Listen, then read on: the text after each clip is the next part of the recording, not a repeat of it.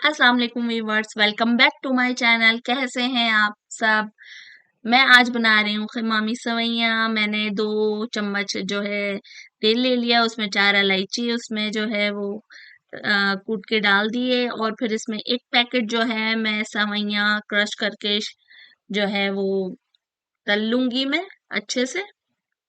सवैयों को जो है ना अच्छे से तेल में, अगर आपको लगे कि कम है तेल तो आप थोड़ा सा और तेल डाल दें, ज्यादा नहीं डालिएगा, कम ही डालिएगा। और इसको अच्छे से मैंने जो है ब्राउन कर लिया है, देखें।